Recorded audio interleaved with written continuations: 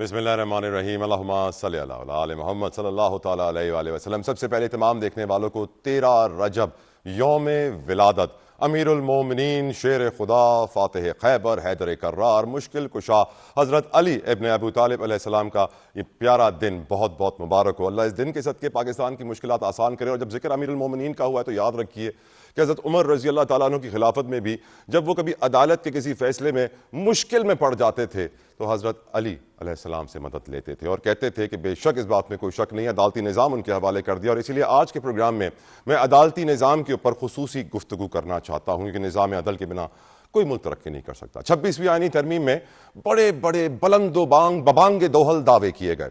انصاف کا بول بالا ہوگا، کیسز ترجیحی بنیادوں پر حل ہوں گے، قانون کی حکمرانی ہوگی۔ یایا خان آفریدی کو اتنی جلدی میں چیف جسٹس آف پاکستان بنا دیا گیا کہ حضور نیا سوٹ بھی نہیں بنوا سکے، فرصت ہی نہیں ملی، یعنی ان کے پاس 7 8 10 دن بھی نہیں تھے۔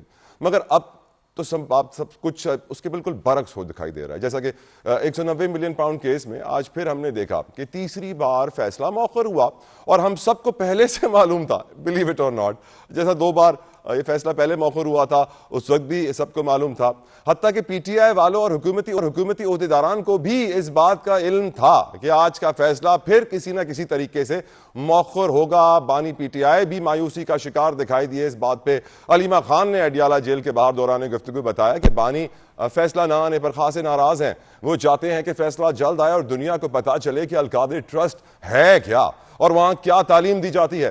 بانی کی ہمشیرہ نے آج ملاقات نہ کروانے پر بھی سخت ناراضگی کا اظہار کیا اور جج کو آڑے ہاتھوں لیا، کہا 17 جنوری بھی قریب ہے، دیکھ لیں گے ان میں کتنی ہمت ہے اور یہ کیا فیصلہ دے سکتے ہیں۔ Chairman P T I barrister Gohar نے بھی فیصلہ مؤخر ہونے پر رد عمل دیتے ہوئے کہا کہ ہم تو سوچ کر آئے تھے کہ آج فیصلہ سنا دیا جائے گا، مگر جج صاحب اتنی جلدی میں تھے کہ کچھ کہے بغیر ہی چلے گئے۔ سابق اسپیکر قومی اسمبلی اسد کیسر نے بھی جج پر تنقید کے نشتر برسائے اور بولے 17 جنوری کو فیصلہ سنانے والے جج کو ترقی دے کر ہائی کورٹ کا جج لگا دیا جائے گا، حکومت عدلیہ کو کمزور کرنے پر تلی ہوئی ہے۔ دوسری جانب پی ٹی آئی کی مذاکراتی ٹیم نے ایک بار پھر مذاکرات جاری رکھنے کا فیصلہ کیا ہے اور اگلی نشست کے لیے 15 جنوری کی تاریخ طے پا گئی ہے۔ ذرائع کے مطابق بدھ کے روز 1:30 بجے یہ نشست کانسٹیٹیوشن روم پارلیمنٹ ہاؤس میں منعقد ہوگی۔ دیکھتے ہیں کہ کیا ہوتا ہے اس کے حوالے سے۔ سویلینز کے ملٹری کورٹ ٹرائل میں کیس سے متعلق آج بھی آئینی بینچ نے سماعت کی۔ بینچ نے ایک مرتبہ پھر سویلینز کے ملٹری ٹرائل پر سوالات اٹھا دیے۔ جسٹس مندوخیل بولے کیا سویلین کا ملٹری ٹرائل کورٹ مارشل کہلاتا ہے؟ جواب میں خواجہ حارث نے کہا ملٹری کورٹس میں کورٹ مارشل ہی ہوتا ہے۔ جسٹس مسرت ہلالی نے کہا آرمی ایکٹ میں کیا آئین معطل کرنے کی سزا موجود ہے؟ جواب حکومتی وکیل نے کہا آئین کے آرٹیکل 6 میں آئین کو معطل کرنے کی سزا ہے۔ جوابی دلائل میں جسٹس مندوخیل نے کہا کہ کیا غیر آئینی اقدام پر ججز بھی آرٹیکل 6 کے زمرے میں آتے ہیں؟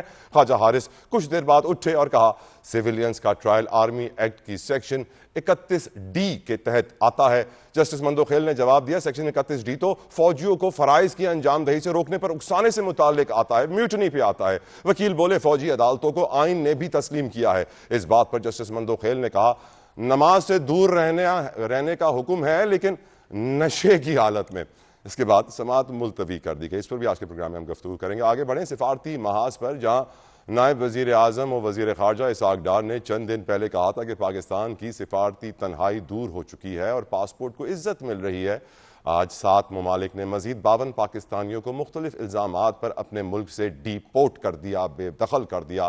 2 دن قبل بھی 100 سے زائد پاکستانی ڈی پورٹ ہوئے تھے، اور صرف بات کریں جنوری 2025 کی تو نئے سال کے پہلے ہفتے میں ہی 500 پاکستانی مختلف ملکوں سے ڈیپورٹ کیے گئے ہیں، وطن واپس آئے ہیں۔ یعنی جتنی جلدی لوگ بیرون ملک جا رہے ہیں اسی رفتار سے بڑی تعداد میں لوگ ڈیپورٹ بھی ہو رہے ہیں۔ ان افراد کو بھیک مانگنے، کفیل کی شکایت اور غیر قانونی قیام پر ڈیپورٹ کیا گیا ہے۔ تو یقیناً آج کا پروگرام بہت امپورٹنٹ ہے۔ میرے پاس ایک کمال پینل ہے، سارے میرے پاس آنریبل وکلاء حضرات ہیں، لیگل ایکسپرٹس ہیں اور ہماری سوسائٹی کے بہت بڑے نام ہیں، سیاستدان ہیں۔ ویلکم کرنا چاہوں گا میں پیپلز پارٹی کے قادر خان خیل صاحب کو، کسی تعارف کے محتاج نہیں ہے۔ مندوخیل صاحب جزاک اللہ خیر سر، امید کرتا ہوں کہ آپ خیر و عافیت کے ساتھ ہوں گے۔ بیرسٹر تیمور ملک صاحب نے مجھے جوائن کر لیا ہے، thank you so very much Malik صاحب آپ کے قیمتی وقت کے لیے۔ بیرسٹر شبیر شاہ صاحب بھی ہمارے پینل کا حصہ ہوں گے، اور ساتھ ساتھ ہمارے ساتھ سینیٹر کامران مرزا صاحب ہمیں جوائن کر چکے ہیں۔ آئی ایم گریٹفل کامران صاحب فار یور پریشیس ٹائم، کیونکہ آج مولانا فضل الرحمان صاحب کی اسٹیٹمنٹ کے حوالے سے بھی میں آپ سے کچھ پوچھنا چاہتا ہوں۔ Let's start the discussion with Mandokhel صاحب۔ مندوخیل صاحب پاکستان اور دنیا میں جو نظام عدل ہے اگر اس کا ہم تھوڑا سا کمپیریزن کریں، لیٹس سے کہ ہم 47 سے پہلے بنگلہ دیش، انڈیا اور پاکستان ایک ہی ملک تھے.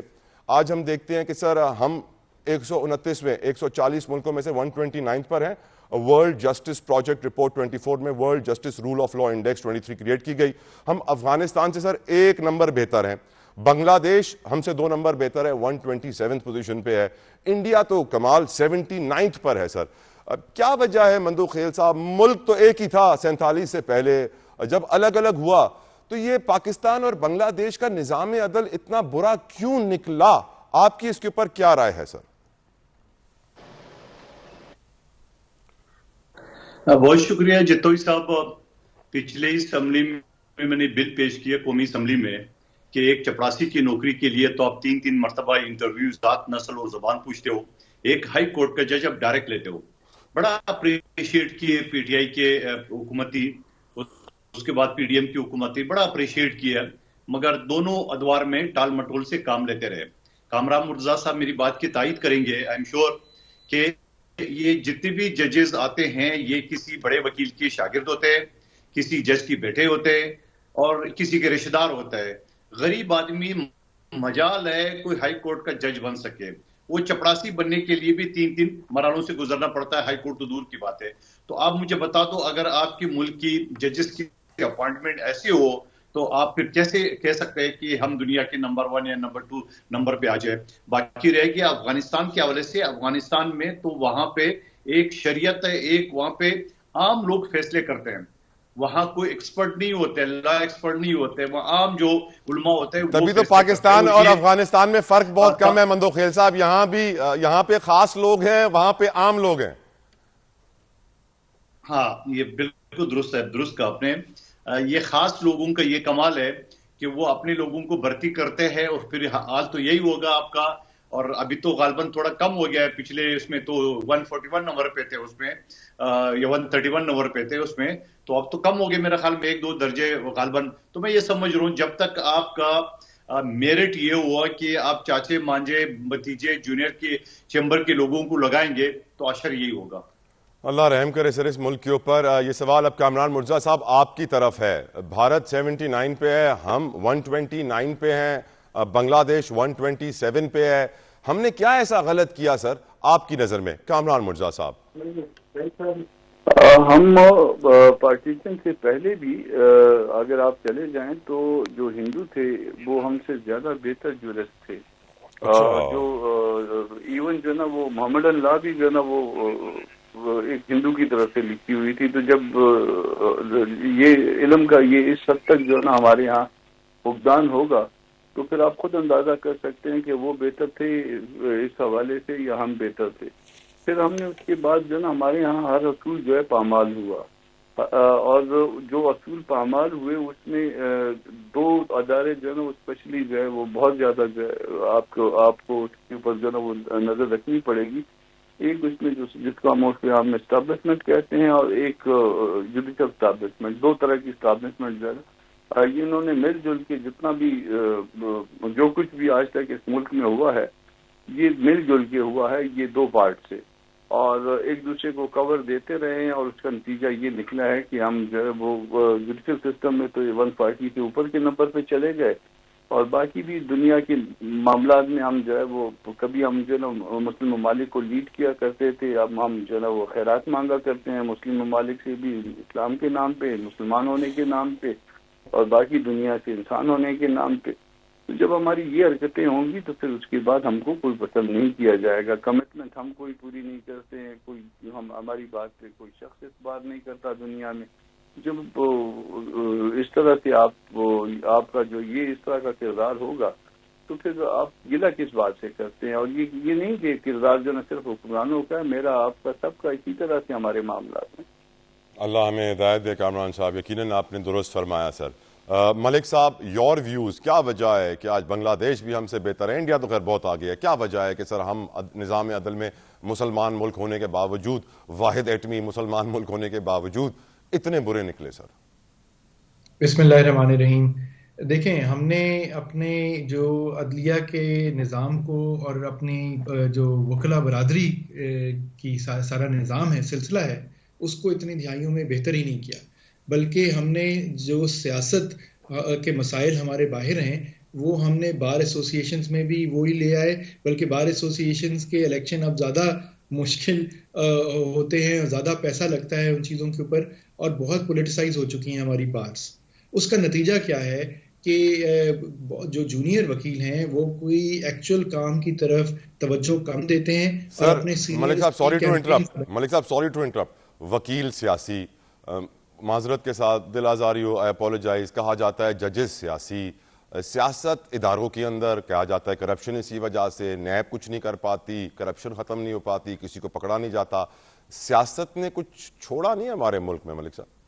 دیکھیں وکیل اور جو عملی سیاست ہے اس میں تو پوری دنیا میں ہے، آپ جس ملک کو دیکھیں گے وہاں کے فاؤنڈنگ فادرز یا موجودہ جو ان کی لیڈرشپ ہوگی اس میں بہت وکیل ہوں گے، وہ تو ایک چولی دامن کا ساتھ ہے وکلا کا اور سیاست کا۔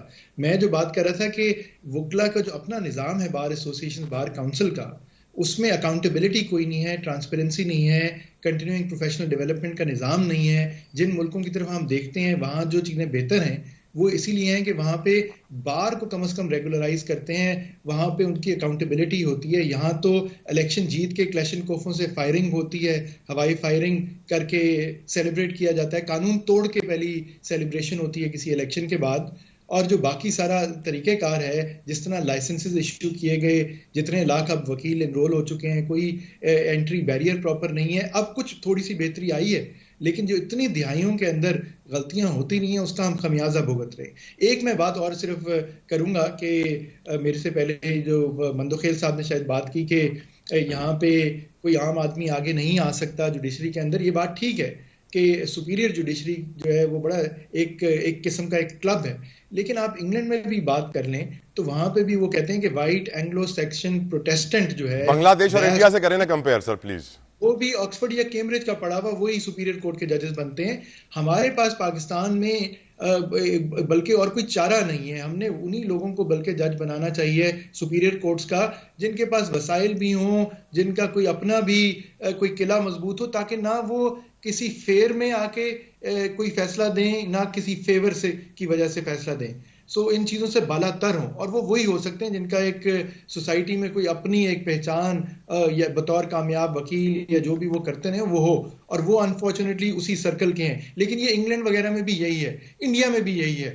جو لوور جوڈیشری ہے وہاں پہلے چیلنج یہ رہا کہ آپ نے تنخواہیں ان کی اتنی کم رکھی ہوئی تھی، ان کے سامنے مسئلے مسائل دسوں کروڑوں کے، ارب روپے کے آ رہے ہیں، آپ ان کو لاکھ روپے بھی تنخواہ نہیں دے رہے تھے۔ اب تنخواہیں کچھ بڑھی ہیں، اب ان کو شاید کچھ گاڑیاں بھی دی ہیں، لیکن ایک سول جج، سینئر سول جج جس کے پاس بڑی لوکل معاملات کی بہت طاقت ہوتی ہے، پاور ہوتی ہے، لیکن ان کو اس کے مطابق آپ وسائل کچھ نہیں دے رہے تھے، تو وہ چانسز آف گیپس بہت زیادہ کریٹ ہو چکے تھے۔ یعنی آج مجھے یہ ملک صاحب آپ لوگوں نے سمجھایا ہے سر، سوری آپ لوگوں نے مجھے آج یہ سمجھا دیا ہے کہ موروثی سیاستدان کی طرح پاکستان میں موروثی جج صاحبان کی بہت بڑی تعداد ہے، کلب ہے ان کا ایک پراپر، جس کے اندر آنے کے لیے آپ کو اس کلب کے لیول کا ہونا پڑتا ہے، کوئی غریب آدمی اس میں نہیں آ سکتا۔ مندوخیل صاحب، تیسری بار 190 ملین پاؤنڈ القادر ٹرسٹ کیس جو پی ٹی آئی کے وکیل کیسے ہیں 170 ملین پاؤنڈ کا ہے، اس کا فیصلہ مؤخر ہوا۔ مندوخیل صاحب حیرت کی بات ہے، مؤخر ہونے سے پہلے ہی جب 18 دسمبر کو محفوظ ہوا تھا تبھی سے آواز لگا دی گئی تھی، سارے صحافی، تجزیہ کار، سیاستدان، یہ وہ، فیصلہ مؤخر ہو جائے گا۔ مجھے لگ رہا تھا شاید 20 جنوری کا انتظار ہوگا کہ ٹرمپ آفس میں آ جائے پھر فیصلہ دیا جائے گا۔ یہ عجیب سی بات نہیں ہے کہ سر پی ٹی آئی کے لائرز کو کہا گیا 11 بجے آنا ہے، جج صاحب 8:30 بجے آ گئے، 9 بجے فیصلہ دے کے چلے گئے کہ مؤخر کر رہا ہوں، 17 تاریخ کو سناؤں گا۔ آپ کے ایکسپیرینس میں از دس اے نارم، یہ ریگولر سی بات ہے مندوخیل صاحب؟ نہیں جی، بالکل نہیں ہے۔ عام روٹین میں ٹائم بھی فکس نہیں ہوتا ہے کہ فیصلہ کس وقت سناتے، آپ کی مرضی ہوتا ہے صبح 8 بجے سناتے یا 3 بجے سناتے ہیں، اور کوئی کیسز میں اگر 11 بجے یا کوئی ٹائم فکس ہوتا ہے تو ایک الگ میٹر ہوتا ہے۔ اب یہاں پہ جب ملزم نہیں ہوتے تو فیصلہ نہیں سنایا جا سکتا ہے، یہ بھی ایک ایک لحاظ سے ہوا ہے. اب مجھے سمجھ میں نہیں آ رہا ہے کہ 10:30 بجے میں بھی ٹی وی چینل دیکھ رہا تھا, 10:30 بجے ایڈجن ہو گیا. اب 10:30 تک وہ جو میڈیا والے بتا رہے تھے کہ جج صاحب نے کہا کہ میں نے 2 مرتبہ کال کی, عمران خان صاحب نہیں آ رہے تھے, اور ان کی وکیل بھی اس وقت تک 10:30 تک نہیں ہے, اینڈ ٹائم پہ آ گئے. بشرا بی بی بھی 11 بجے. اب بشرا بی بی کا 11 بجے آنا سمجھ سے بالاتر ہے. وکیل تو چلو اگر ان کو پتا ہے کہ 11 بجے ٹائم فکس ہے تو وہ 2-4 منٹ پہلے آ سکتا ہے, وہ کوئی ایشو نہیں ہے. تو میرے خیال میں یہ پری پلان تھا پی ٹی آئی کے اندر کا کہ وکلا بھی جائیں گے, کوئی تھوڑا بھی بہت, تو عمران خان صاحب نہیں جائیں گے, بشرا بی بی نہیں جائیں گے, تو یہ فیصلہ مؤخر کرنے کا. تو پھر وہی ہوا کہ جب باہر ان کے وکلا آ گئے اور پریس کانفرنس کے دوران اور وہ ڈیٹ بھی آ گئی تھی مذاکرات کی, تو میں سمجھ رہا ہوں کہ یہ ملی بھگت ہے. ملی بھگت ہے. شبیر شاہ صاحب کو ویلکم کریں گے. پینل میں ہمیں جوائن کر چکے ہیں, پاکستان کے لیگل ایکسپرٹ ہیں, بڑے مشہور قانون دان ہیں. شاہ صاحب تھینک یو, جزاک اللہ فار یور ٹائم. شاہ صاحب, 190 ملین پاؤنڈ القادر ٹرسٹ کیس, آپ کو سر عجیب نہیں لگتا کہ ہر بار فیصلہ جس طرح تیسری بار آج مؤخر ہوا ہے, اور پہلے سے سب کو معلوم ہوتا تھا کہ یہ مؤخر ہی ہوگا, ڈیلے ہی ہوگا, اب 17 کی تاریخ آ گئی ہے. آپ اس سچویشن کو کیسے دیکھتے ہیں؟ 1 سال سے یہ کیس چل رہا ہے. کیا جج صاحبان نارملی بھی ایسے کرتے رہتے ہیں سر کہ وکیلوں کو 11 بجے کا ٹائم دیا اور 8 بجے کیس سننے کا فیصلہ کر لیں؟ دیکھیے, سب سے بڑا مسئلہ آج کل نہیں بلکہ کافی عرصے سے جوڈیشری کا یہ رہا ہے کہ جس پہ ہم نے کئی بار آواز اٹھائی ہائی کورٹ کے سٹیج پہ بھی کہ ڈیلیز کا شکار ہوتے ہیں. کئی دفعہ معاملات میٹرز ریزرو ہوتے ہیں اور اس کے بعد ری ہیئرنگ پہ بھی فکس ہو جاتے ہیں.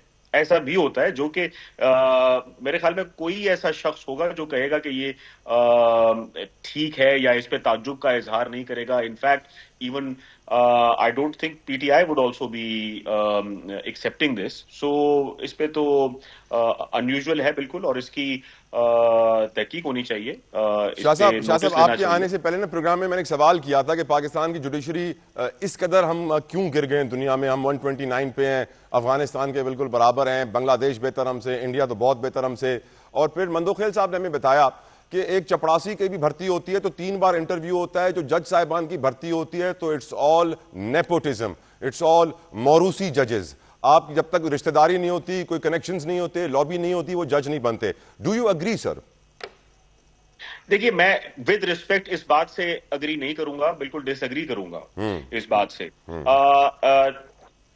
پرابلمز ہونا ایک طرف, بٹ ججز کی اپوائنٹمنٹ, یس 26th امینڈمنٹ سے ججز کی اپوائنٹمنٹ کا طریقہ کار بہت بہتر ہوا ہے, بیکاز پریویسلی صرف اور صرف آنریبل چیف جسٹس کی نامینیشنز ہوتی تھیں, اور پھر جوڈیشل کمیشن آف پاکستان سے پہلے بھی صرف اور صرف جوڈیشری کا رول ہوتا تھا.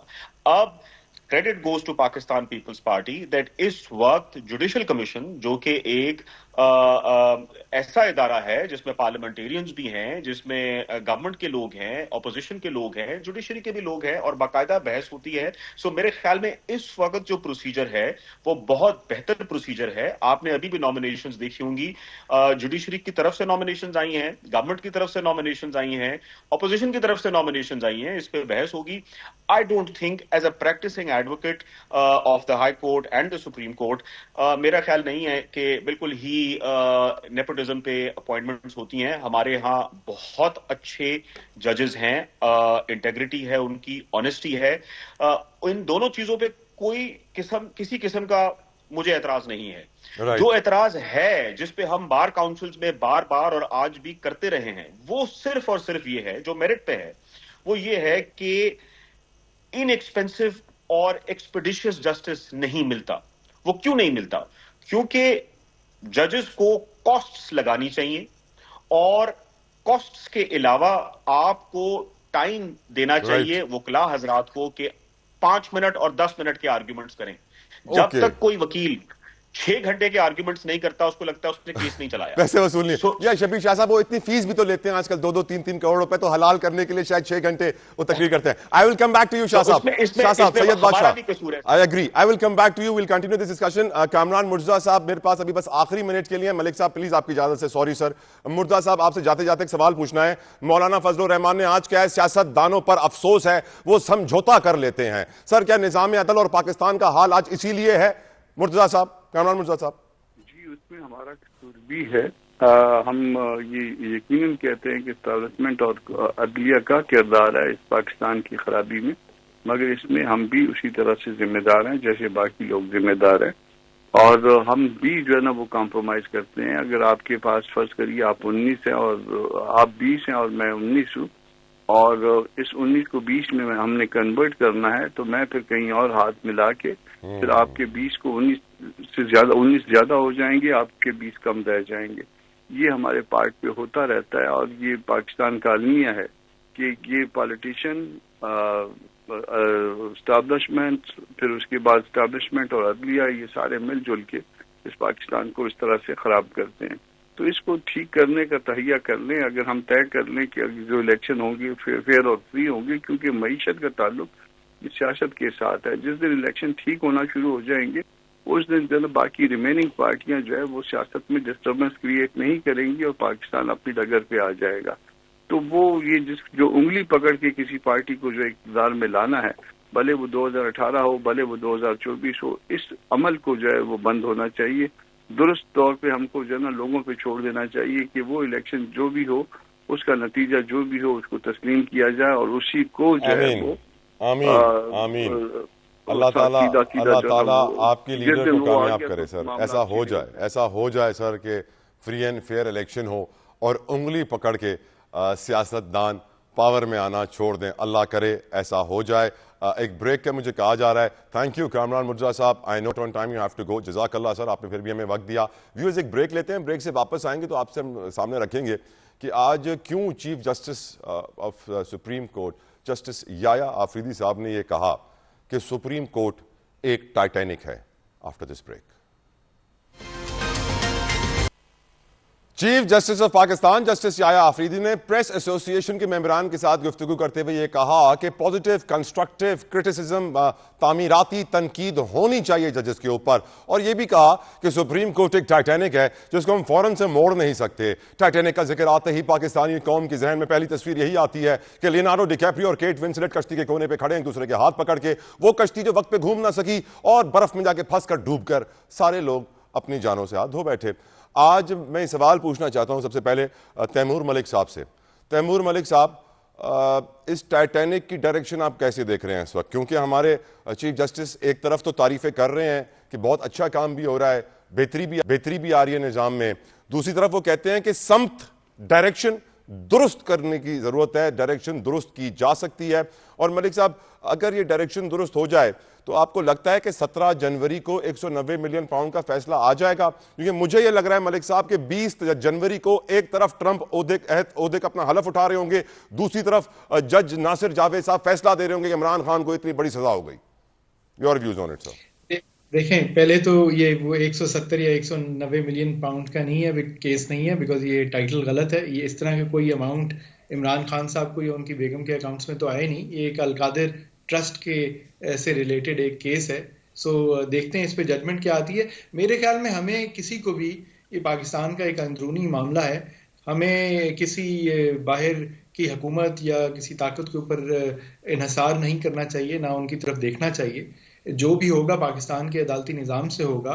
ہم تو کہتے ہیں کہ اگر فیصلہ لکھا جا چکا ہے تو وہ سنا دینا چاہیے. وہ کل سنا دیتے، آج سنا دیتے، اب کل سنا دیں. سو جو بھی ہوگا، جو پہلے کیسز میں ہوا، جو سائفر کیس میں ہوا، نکاح عدت کیس میں ہوا، آپ کے سامنے ہی ہے کہ اس کے بعد ان کے ساتھ ہائی کورٹس میں کیا ہوا. ادھر بھی وہی بات ہے. اتنی پروسیجرل ڈیفیکٹس ہیں ٹرائل کے پروسیس کے اندر، پروسیکیوشن کے کیس کے اندر، کہ یہ چیزیں آگے چل ہی نہیں سکتی. وقتی طور پہ ضرور اگر سزا دینا چاہیں تو ٹائٹینک پہ کیا سپریم کورٹ ایک ٹائٹینک ہے؟ ٹائٹینک تو ڈوب گئی تھی سر. دیکھیں، میں سپریم کورٹ کی بات یہ کروں گا. ہم سب باقی کیسز بھی کرتے ہیں. سپریم کورٹ جہاں تک فنڈامنٹل رائٹس کے کیسز کی بات ہے, ہمارے فری اینڈ فیئر الیکشنز کی بات ہے, اس طرح کے ایشوز کے اوپر بالکل ایک بہت بڑا سوالیہ نشان ہے. جو کمرشل کیسز چل رہے ہیں, عام آدمی کے کیسز لگ رہے ہیں, ان میں التوا ضرور ہے, بٹ وہ معاملات چل رہے ہیں. ہم سب کا ایک بڑی خواہش ہے کہ پاکستان میں عدلیہ کا نظام, خاص طور پہ سپیریئر جوڈیشری کا نظام جو ہے وہ بہتر ہو. ہماری جو گلوبل رینکنگ ہے, پرسیپشن ہے جوڈیشری کی, وہ بہتر ہو.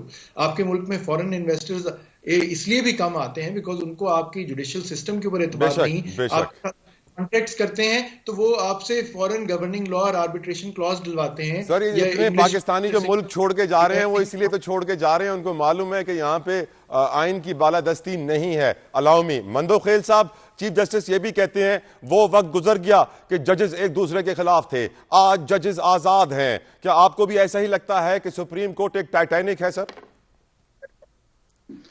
جتوئی صاحب, ایک جملہ مجھے آپ کے پچھلے سوال پہ آپ نے میرے خیال میں بیرسٹر شبیر شاہ صاحب کو تفصیل نہیں بتائی ہے. شبیر شاہ صاحب نے جو آپ کو جواب دیے وہ موجودہ 24ویں ترمیم کے بعد کی عدلیہ کی بتائی. جی سر, آپ کا سوال تھا 24ویں ترمیم سے پہلے 2024 میں جو پاکستان جوڈیشل سسٹم دنیا میں 129 نمبر پر آیا ہے. جی سر, تو یقیناً اب اس میں بہتری آئی ہے. شبیر شاہ صاحب درست فرما رہے ہیں, اب بہتری آئی ہے. پہلے ایک فرد واحد نام بیچتے تھے, اب تو اپوزیشن لیڈر بھی بیچتے ہیں, اسٹیک ہولڈر جتنے بھی ہیں سب نے نام بیچے. اور 24ویں ترمیم کے تحت ابھی تک ایک بھی جج اپوائنٹ نہیں ہوا, تو لہٰذا جو آپ کا رینک ہے 129 اس پہ اپلائی نہیں ہوتا ہے. مائی کویسچن ناؤ. دوسری بات آپ نے چیف جسٹس صاحب سے بات کی. میرا خیال ہے چیف جسٹس صاحب نے یہ فرمایا, جہاں تک میرا خیال ہے, کہ یہ ٹائٹینک پہلے ہی برف کے پہاڑ سے ٹکرا چکا ہے, اسی وجہ سے دنیا میں 129 نمبر پر ہے. تو اس کو موڑنا, اس کو نمبر 1 پہ لانا, اس میں ٹائم لگے گا. میرا خیال میں اس نے یہ خیال تھا اس کا. اور لیونارڈو ڈی کیپریو کون ہے ٹائٹینک میں, اور کیٹ ونسلیٹ؟ مندوخیل صاحب اب آپ مسکرا دیے. اور آپ ہوں گے. چلے شبیر شاہ صاحب, your views on it sir. Sir with respect, کسی بھی کامنٹ کو آؤٹ آف کانٹیکسٹ نہیں لینا چاہیے. Since I was not part of those proceedings, تو میرا اس پہ کامنٹ کرنا مناسب نہیں ہوگا. لیکن کیونکہ آن اے لائٹر نوٹ آپ نے یہ سوال پوچھا ہے, تو I am a very optimistic person. Titanic, I would take it optimistically کہ Titanic was an icon, and therefore the Supreme Court is also an icon for us. کوئی نیگیٹولی لے گا اس کو تو وہی ہوگا کہ ٹائٹینک ڈوب گئی, لیکن میں نہیں سمجھتا کہ اللہ نہ کرے ہماری سپریم کورٹ کبھی ڈوبے. اللہ اس کو رکھے. It is one of the most important institutions. Ameen. If there is no Supreme Court, I don't think how fundamental rights Well can be said, enforced. well said. Shah So, Sahab, I have to take a break. I apologize for interrupting. Viewers, ایک break لیتے ہیں, break سے واپس آئیں گے, discussion continue کریں. Right back, stay with us.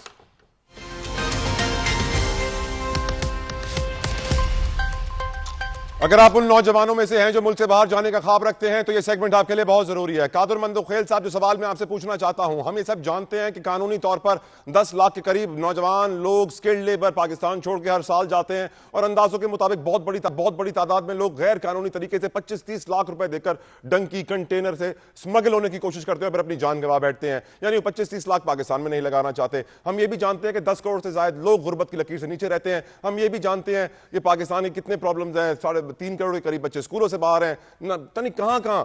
اب یہ مجھے بتائیے سر کہ اس وقت خبر یہ آئی ہے جنوری میں کہ جنوری کے پہلے ہفتے میں 500 پاکستانی ڈیپورٹ ہوئے ہیں. 2 دن پہلے 100 کے قریب ڈیپورٹ ہوئے ہیں, اور بڑی رفتار سے, سپیڈ سے یہ ڈیپورٹ کیے جا رہے ہیں. وجہ یہ بتائی جا رہی ہے کہ پاکستانی باہر جا کے بھیک مانگتے ہیں. اعداد و شمار کے مطابق 3 کروڑ 80 لاکھ لوگ پاکستانی بھکاری ہیں. جو ان کے کفیل تھے, جو انہیں ویزا دیتے تھے, کام کرنے کے لیے بلاتے تھے, انہوں نے شکایتیں کی ہیں.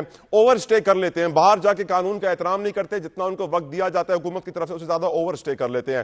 مندوخیل صاحب, نوجوانوں کو کیا مشورہ دیں گے؟ حکمران تو بڑے خوش ہوتے ہیں کہ ہماری ریمیٹنسز بڑھ رہی ہیں, کچھ لوگ انٹلیکچوئلز کہتے ہیں برین ڈرین ہو رہا ہے, اور ایک طرف ہم دیکھ رہے ہیں ڈیپورٹ ہونے والوں کی تعداد میں ہوش ربا اضافہ ہو گیا ہے. Your views on it Mandokhail صاحب. جتوئی صاحب, پچھلے سال حج کی سعادت حاصل کرنے کا موقع ملا, ماشاءاللہ, تو پاکستانی سفیر سے جو ہمارے ساتھ کیمپ میں تھے, تو ہم نے پوچھا ان سے, تو انہوں نے کہا سعودی گورنمنٹ نے مجھے بلایا اور 12,000 جعلی پاسپورٹ ہمیں دکھایا کہ یہ پاکستان سے جعلی پاسپورٹ, ایک ملک کی بات کر رہا ہوں, 12,000 کا فگر بتا رہے. اچھا, اس کے بعد اگر آپ دیکھ لیں, جہاں ہوٹل میں ہم نے دیکھا, جہاں مکہ میں دیکھا, مدینہ میں دیکھا تھا, ہر جگہ پہ بنگالی اور دوسرے جو ملک کے لوگ تھے پاکستانی بہت کم تھے. ایک پاکستانی میں نے دیکھا, یہ اس وجہ سے بتا رہا ہوں لوگوں کے عقل کے, ایک پاکستانی میں نے دیکھا تھا جب ہم جا رہے تھے مسجد مدینہ پہ, تو وہ پاکستان کی کسی زبان میں, نام نہیں لوں گا, پاکستان کی کسی زبان میں بات کر رہا تھا اور وہ اینڈ فری لگا ہوا تھا گھر والوں سے. تو میں نے اس وقت کہا تھا کہ میں نے کہا دیکھ لے یہ شخص مدینہ کے اندر کھڑے ہو کے ڈیوٹی پہ اور وہ ٹیلی فون پہ بات کر رہا ہے. تو یہ تو حال ہے ہمارا, ایک تو جال سازی سے جاتا ہے, پھر وہاں پہ 2 نمبری کرتا ہے. تو یہ تو ایک ملک کا 12,000 کا آفیشیل فگر آپ کو بتا رہا ہوں, تو یہ آپ دنیا بھر میں کتنے ہوں گے. یہ اس کی یہ کیا روک تھام کیا ہے؟ یقیناً جو جال ساز ہے وہ ہمارے لوگ ہیں, ایئرپورٹ سے جو نکالنے والے بھی ہمارے لوگ ہیں, پیسہ لینے والے بھی ہمارے لوگ ہیں. اور ابھی پچھلے مہینے جو کشتی کا حادثہ ہوا تھا اس میں جو سروے رپورٹ آئی ہے, اس رپورٹ میں تو کچھ والدین یہ کہا تو کیا ہو گیا, تو جہاز بھی گر جاتا ہے, ٹرین کا بھی حادثہ ہو جاتا ہے, تو ایک حادثہ تھا. یعنی اس طرح سے جو پلاسٹک کے کرسی کشتی میں جاتا ہے اور وہاں چھری سے کاٹ کے اور پھر وہ کنارے پہ آتا ہے, بڑی لمبی سٹوری ہے لوگوں سے جو میں نے سنے. تو میں سمجھ رہا ہوں کہ جو لوگ شارٹ کٹ کے چکر میں وہ جاتے ہیں, اور وہاں بھی جو جاتے ہیں تو کون سا وہاں پہ جو ہے نا وہ مینیجنگ ڈائریکٹر لگتا ہے, وہاں بھی جا کے مزدوری کرتے ہیں, وہاں بھی کئی بھیک مانگتے ہیں, کوئی چوکیداری کرتے ہیں. تو میں سمجھ رہا ہوں کہ یہ شارٹ کٹ کے چکر میں, اور اسی طرح یہ جو ڈکیت ہے, میں نے ایک پولیس آفیسر سے بہت سالوں سے بات کی, انہوں نے کہا کہ یہ میں نے کہا یہ مجبوری میں بے روزگاری میں ڈکیتی کرتے, کہہ رہے نہیں, یہ شارٹ کٹ کے چکر میں اچانک لاکھوں پتی کروڑوں پتی ہونے کے لیے ڈکیتی کرتے ہیں. تو میرا تو یہی ویوز ہے جو کہ شہید ذوالفقار علی بھٹو نے پاکستان میں پہلی مرتبہ پاسپورٹ اور شناخت کارڈ بنا کے 20 لاکھ اوورسیز بیچے تھے, جو اس وقت 1 کروڑ سے زیادہ ہے. تو وہ جو لیگل ہے وہ تو ریمیٹنس بھی بیچتے ہیں, اور ان کے گھرانے خوش بھی ہے اور اپنے روزگار پہ بھی لگے ہوئے ہیں. ٹھیک سر. ملک صاحب, your views on it sir. جی, میں ماندو خیل صاحب کی بات سے متفق ہوں. اس کے اوپر پاکستان میں ہیومن سمگلنگ ایک بڑا ایشو ہے, اور وہ نہ صرف اس کے کئی پہلو ہیں. ایک تو ہم دیکھتے ہیں یورپ میں اکثر بہت سارے لوگ شپس کے اوپر جو جاتے ہیں وہ ان کی اموات ہوئی ہیں, بارڈرز کے اوپر آسٹریا اور دوسرے ملکوں کے اوپر ان کی ہلاکتیں ہوئی ہیں. یہ ڈیپورٹیشن تو صرف ایک ایشو ہے, تو ان کی پیچھے فیملیز جو ہیں وہ مقروض ہو کے ان کو انلیگل طریقوں سے باہر بھیجتی ہیں. تو یہ ڈائنامکس بڑے عجیب ہیں, اور ان میں سے بہت تھوڑے ہی کوئی سکسیسفل ہوتے ہیں وہاں پہ جا کے اپنے آپ کو لیگلائز کرانے کے لیے اور پھر پراپر کوئی امپلائمنٹ کرنے کے لیے. وہ تو آڈ جابس کرتے ہیں جو کہ مین ان کے سسٹم سے باہر ہوں, اور اس میں پراپر پیسے تو ملتے نہیں ہیں, وہاں جا کے بھی لیبر ایکسپلائٹ ہی ہوتی ہے یہ. لیکن اس کا دوسرا پہلو جو ہے وہ یہ ہے کہ جو آپ کے تقریباً 9 سے 10 ملین اس وقت لیگل اوورسیز پاکستانی ہیں, جو پاکستان اتنے بلینز آف ڈالرز کی ریمیٹنسز بھیجتے ہیں, آپ کی اکانومی چلتی ہے اس سے, ان کے لیے بدنامی کا باعث بھی بنتے ہیں, ان کے لیے مشکلات بھی کھڑی کرتے ہیں. یہ ہمیں بطور حکومت ہماری جو ہے پورے نظام کو, معاشرے کو اس چیز کے اوپر, آپ نے اچھا کیا آج کے شو کے اندر سیاست سے ہٹ کے اس طرح کے ایک اہم موضوع پہ بھی بات کی. ہمیں کرنی چاہیے, پرائم ٹائم پہ کرنی چاہیے, اویئرنیس بڑھانی چاہیے کہ یہ ٹھیک نہیں ہے. وہی پیسے اگر ان کی تعلیم پہ لگے ہوں, ان کو کسی لیگل طریقے سے باہر کسی چیز کے لیے بھیجنے کے لیے لگے ہوں, تو شاید چیز بہتر ہو. لیکن یہ جو کرنٹ نظام ہے, اور بالکل اس میں ہمارے نظام کے اپنے جو پلیئرز ہیں وہ شامل ہوں گے, تو تبھی یہ ملک سے جا سکتے ہیں, کوئی ٹریول ڈاکیومنٹس بھی بناتے ہیں اور باقی چیز. شاہ صاحب, نوجوان کہہ رہا ہے بائی ہک اور by crook I want to leave the country, باہر جا کے پھر میں کوئی نہ کوئی جگاڑ کر لوں گا, کوئی اور جاب کر لوں گا, اوور اسٹے کر کے پھر کوئی اسائلم کے لیے اپلائی کر دوں گا. ان نوجوانوں کو آپ کیا مشورہ دیں گے کہ وہ آپ کی طرح نوجوانی میں ہی کس طرح ایک کامیاب انسان بن سکتے ہیں؟ سر دیکھیں, جو پہلے آپ نے بات کی, it's shocking and shameful to say the list. آئی مین شرم کا مقام ہے, لیکن اس میں یہ بات بھی آپ نے اس پہ آئیڈینٹیفائی کیا کہ دونوں اپنا ظالم اور مظلوم دونوں کا قصور ہے اس میں. اسٹیٹ کی not be held in accountable for this. State کو ایسے وسائل پیدا کرنے چاہیے, اور انشاءاللہ like I said previously, I'm very optimistic. اللہ کرے مندو خیل صاحب آپ کے ساتھ بیٹھے ہیں, پارلیمنٹیرین رہے ہیں, اسٹیٹ ترقی کرے تاکہ ایسے مواقع کم ہوں. دوسری بات, ہمیں کچھ اچھی باتیں بھی کرنی چاہیے. کافی اچھے دوستوں سے اٹھنا بیٹھنا ہوتا ہے, بزنس کے لوگ ہیں, بزنس مین ہیں. اس دفعہ اچھی باتیں بھی ہو رہی ہیں. ایسا نہیں ہے کہ صرف مایوسی کا مقام ہے. پراپرٹی کی پرائسز بڑی ہیں, تجارت میں اچھا فروغ مل رہا ہے. تو I think rather than looking at it negatively کہ جی بالکل سب ختم ہو گیا, میں کئی اچھے دوستوں سے ملتا رہتا ہوں, وہ کہتے ہیں جی بڑا پچھلے 2-3 مہینوں میں دیر از گڈ پروگریس.